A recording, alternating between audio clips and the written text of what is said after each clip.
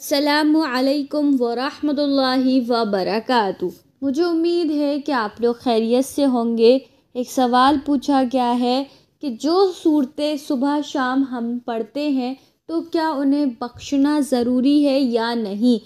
تو آئیے جانتے ہیں مفتی ایم قاسمی صاحب سے مفتی صاحب نے کیا کہا ہے، سنتے ہیں۔ ایک سوال ہے کہ میں صبح اور شام کو یاسین اور سورہ ملک پڑھتی ہوں تو کیا روز بخشنا ضروری ہے؟ جواب دیں۔ بخشنا ضروری نہیں ہے۔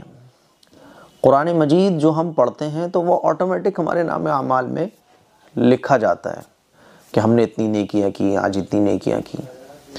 مان لیجیے میں جتنا بھی قرآن شریف پڑھ رہا ہوں، میں 10 سال سے پڑھ رہا ہوں، 20 سال سے پڑھتا چلا آ رہا ہوں، میں نہ بھی بخشوں تب بھی وہ میرے نام اعمال میں درج ہے، سیو ہے وہ۔ جیسے ہمارا پیسہ جو ہے ہمارے بینک میں سیو ہوتا ہے نا، تو میں خرچ کروں نہ کروں وہ سیو رہتا ہے، اسی طرح سے نام اعمال میں سب کچھ سیو رہتا ہے۔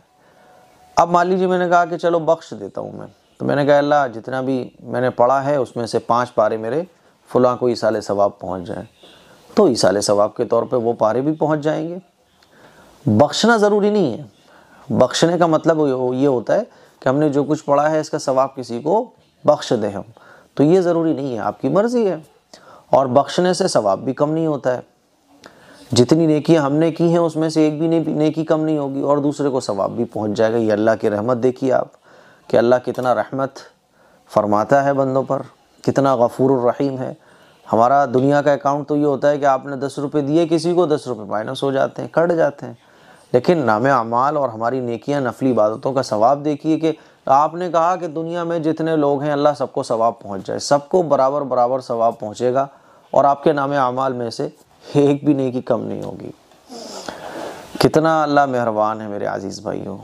تو بخشنا ضروری نہیں ہے۔ جیسے کچھ لوگ سمجھتے ہیں کہ اگر نہیں بخشا گیا تو ثواب نہیں ملے گا۔ بھائی جیسے ہی آپ نے ایک لفظ پڑھا قرآن مجید کا، ایک عبادت آپ نے کی، فوراً فرشتے نے، یہ جو ہمارے رائٹ سائڈ پر بیٹھا ہوا ہے، اس نے لکھ لیا۔ ٹھیک ہے، بخشنا ضروری نہیں ہے۔ آپ کو یہ کلپ پسند آئی ہوگی، اس کلپ کو شیئر کریے گا۔ السلام علیکم ورحمۃ اللہ۔